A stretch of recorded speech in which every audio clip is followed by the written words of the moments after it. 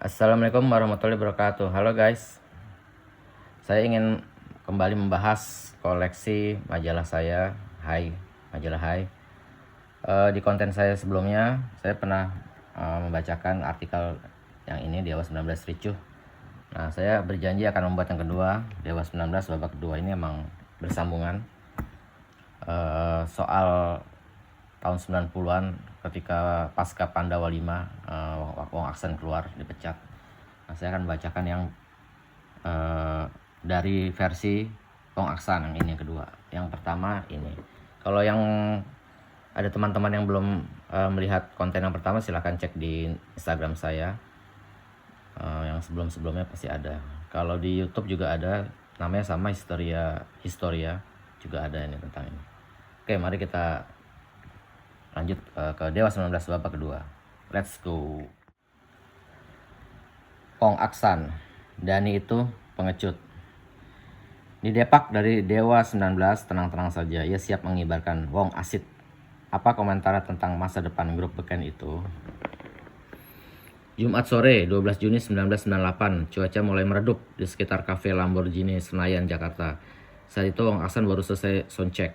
Tubuhnya masih bermandi keringat saat menghampiri Hai dengan senyum mengembang. Sama sekali nggak tergambar kemurungan akibat diberhentikan sebagai drummer Dewa 19.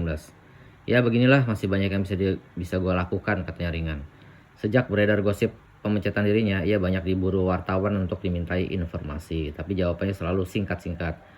Beberapa bahkan ditolak, ya malas alasannya pendek. Meski begitu ia tetap menerima Hai untuk sebuah wawancara khusus.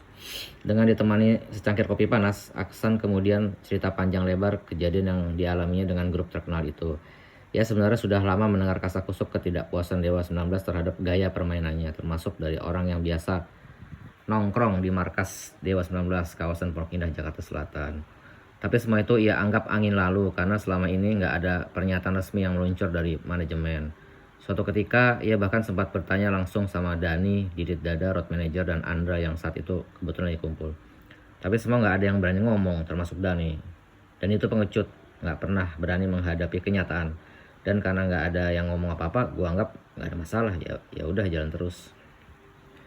Superior, sikap tertutup personil Dewa 19 menurut Aksan merupakan kelemahan mendasar kelompok itu.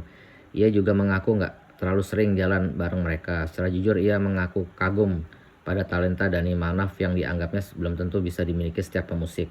Dani punya kemampuan membaca tren dan jago nulis lagu. Sayang dia nggak pernah mau menerima kritik dari luar karena sudah merasa superior, kata Aksan sambil menambahkan krim ke dalam cangkir.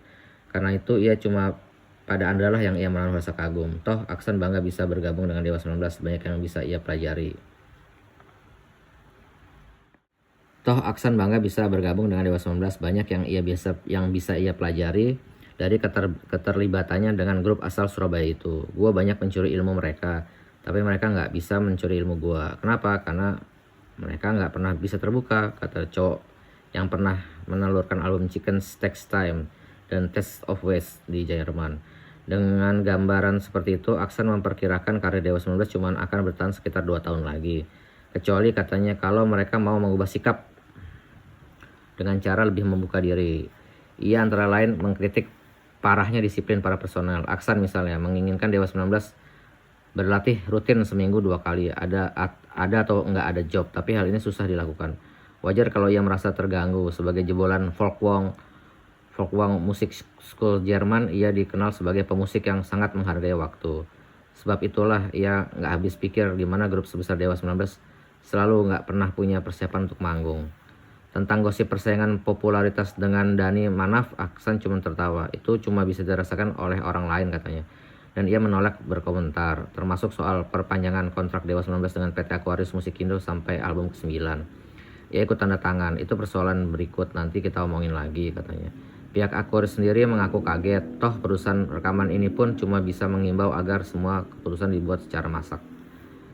Yang pasti kami lebih melihat kerugiannya dari persoalan ini ketimbang keuntungannya. Ini sebuah publikasi buruk, ungkap Suwardi Wijaya, yang terpaksa menunda jadwal pengerjaan album Dewa 19 kelima. Apapun keputusan sudah diambil. Setelah tercampak, masih banyak yang bisa dikerjakan. Aksan antara lain membesarkan grupnya Wong Asit bersama Berta vokal, Yance Manu sama bass. Pokoknya gue pengen hidup total dari musik, katanya. Mantap. 30 Juni 1998. Kita lihat gambarnya dulu guys. Ini keren banget Wong Aksan nih. Settingan drumnya. Dulu Wong Aksan tuh pas masih di Dewa memang fansnya banyak banget, cewek-cewek. Jadi menambah popularitas Dewa 19 kala itu. Sorry guys, lanjut ya. Ini ada artikel selanjutnya ternyata. Oh, ini keren banget Wong Aksan nih. Lewat Wong Asit, ia bertekad untuk mempopulerkan acid jazz, jenis musik yang terbilang baru untuk belantika musik kita. Ia mengaku nggak terlalu mengharapkan dapat duit banyak dari situ. Buat gua soal itu urusan belakangan, yang penting kepuasan bermain dulu, katanya serius. Dengan semangat tersebut, secara berkala ia tampil di Haris Bar, Hotel Mandarin setiap Sabtu malam dan Cafe Lamborghini setiap Jumat malam. Ia juga termasuk aktif sebagai instruktur drum di Farabi bersama Ari Ayunir. Ari Ayunir ini drummernya Potret kalau nggak salah kala itu, dan ternyata akhirnya Wong Aksan pun sampai hingga kini 2026 menjadi personil Potret menggantikan Ari Ayunir. Perjalanan kreatif, matahari mulai hilang di balik bangunan tinggi, langit bersinar kemerahan, lampu-lampu di kompleks rekreasi Senayan mulai mencorong ceria. Untuk kesekian kalinya Aksan menyulut rokok kretek dan jenggot khasnya bergerak-gerak saat mulutnya mengepulkan asap putih. Ia sadar publik di sini belum bisa menerima jazz sebagaimana musik lain, tapi kenyataannya ini nggak menciutkan nyalinya untuk pol-polan di dunia itu. Karena katanya segala sesuatu kalau dikerjakan dengan serius dan profesional akan membuahkan hasil. Nyokap gue kan cuma main balet, begitu juga dengan bokap gue almarhum Sumanjaya yang melulu bikin film. Toh mereka bisa hidup, wajahnya menampakkan keyakinan. Dengan semangat mencintai seni secara utuh, Aksan merasa bahwa pemecatan atas dirinya bukan sesuatu yang harus disesali, dan Dewa 19 tetap akan ia kenang sebagai bagian dari perjalanan kreatifnya. Grup itu masih bisa lebih besar lagi asal mereka mau bergaul dengan dunia luar, sarannya sembari bangkit. Saat itu seorang kru Wong Asit mengingatkan dirinya untuk makan malam. Oke guys, sekali lagi ini kan cuma membacakan artikel tahun 98. Saat ini Dewa dan Wong Aksan baik-baik saja. Bahkan jika Dewa 19 bikin tour, bikin konser, maksudnya bikin konser yang ada reuni-reuni gitu, kadang selain Tiano Gross yang juga mantan drummer, Wong Aksan juga kadang mengisi gitu, lagu Kirana, pokoknya lagu yang pernah ia isi gitu. Jadi baik-baik saja. Ini kan cuman artikel kala itu gitu, jadi wajar kalau judulnya juga menjual lah gitu. Oke guys, ini ada artikel tambahan, judulnya Suara dari Luar Pagar. Sekalian saya bacakan ya. Entah sengaja atau tidak, drummer yang pernah mendukung penggarapan album Dewa 19 setelah mundurnya Wawan Juniarso umumnya merupakan pemain terbaik. Mereka adalah Ronald dan Rere. Keterlibatan Ronald dengan Dewa 19 terjadi pada album kedua, Format Masa Depan. Sementara Rere yang pernah menggarap album terbaik-terbaik pernah ditawari gabung. Kabarnya permainan dialah yang dianggap paling pas buat konsep Dewa. Toh Rere tetap memilih Grass Rock.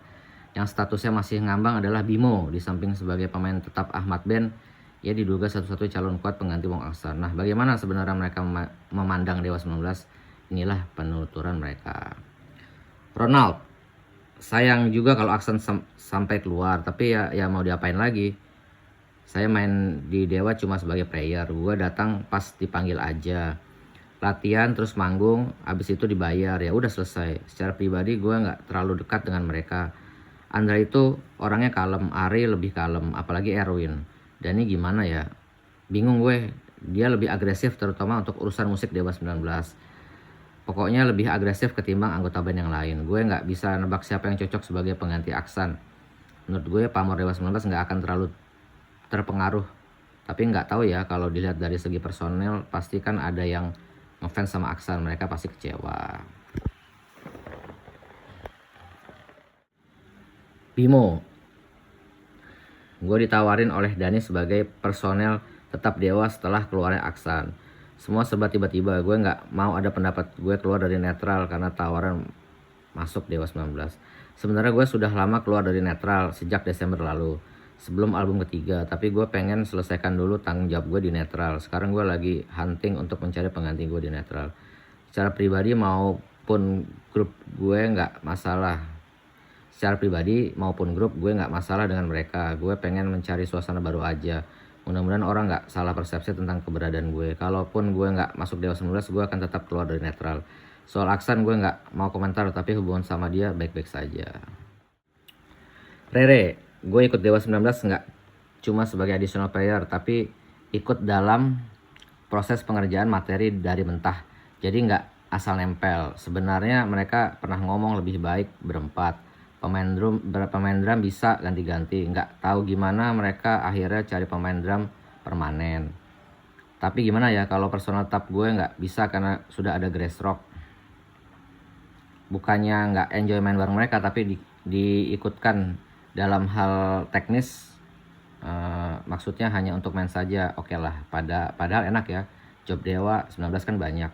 Soal musiknya memang agak berubah saat Pandawa 5. Sebenarnya Dewa 19 kan ada unsur rocknya, mereka band bagus, nggak kampungan gitu guys. Jadi ini udah semua saya bacakan ya guys.